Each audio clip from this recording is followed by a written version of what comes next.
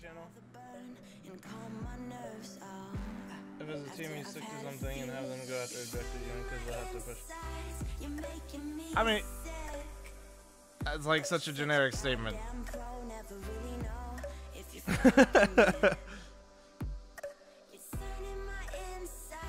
I don't know, it's just fuck. It's a very common theme in rank G. Like, people do not use their nades, they don't use any sort of teamwork to make people have to actually work for a kill. They would rather just go in there and take 1v1 duels with people over and over and over again and constantly lose and then like be upset. Yo, what up, Anders? How you doing, man? Dude, Anders, I was getting smacked in the last game. I was like playing okay myself, but like we were getting smacked. I was trying to educate people how to play proper Counter-Strike, and I kept my cool for the most part. I'm semi-proud of myself, but what do you think, Anders? I'm like, Anders, I need you to put something on theory crafting. It's not really a theory crafting. I just need you to make a tutorial. I was explaining to chat, like, it's a very underrated talent for people not understanding how to make other players work for getting a kill on you. Having to be educated in rank G. I mean, I don't know, man. I'm not the best player by any means. But yes, these guys have so little experience, it's insane. They don't know how to win if they can't out-aim everybody. They don't know what to do.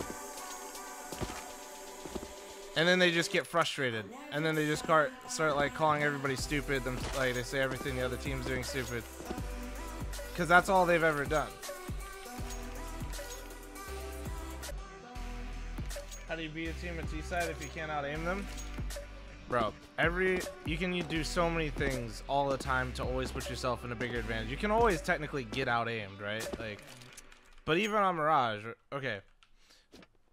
This is a very, I mean, fuck, that's such a general question, but we'll just put, you're getting smacked, okay? And you kind of, the things you can do to eliminate aim, though, is if you have a lot of utility and you can bait theirs out, and you just do, like, we'll just say a standard A execute, okay? And you do a proper hit. Most teams will have people, like, if they're really out-aiming you, they'll be cocky, they'll push through bench smoke.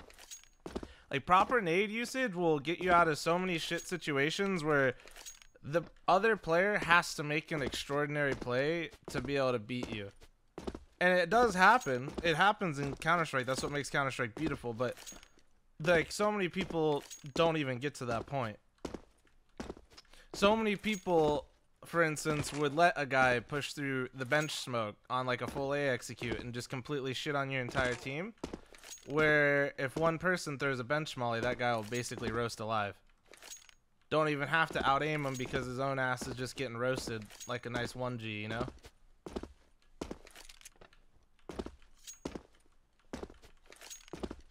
That's where a lot of consistency stems from in CS2, is understanding how to still be effective in a game when you aren't aiming well.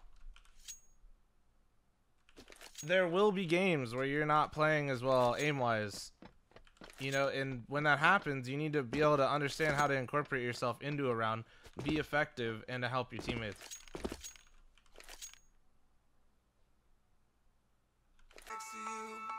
You just gave a motivational speech, now I'm in the mood. Oh, dang, girl.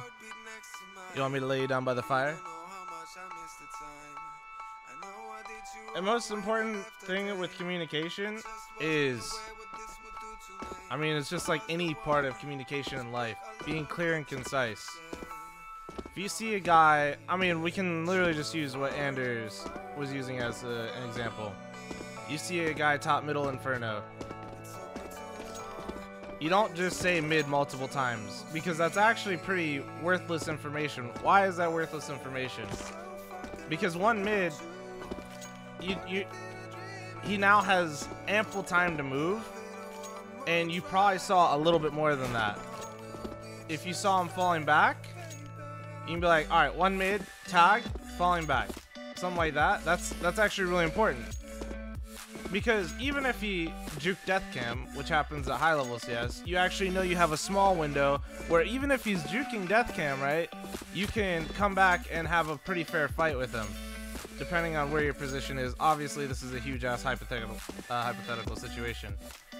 Or just giving, yeah, just not being super general, clear and concise.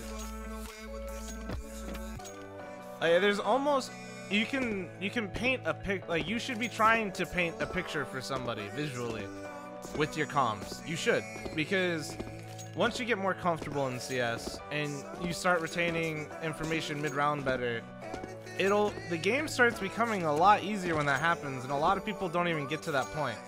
You know the old saying, like, they're out here playing checkers and one man's playing chess? Like,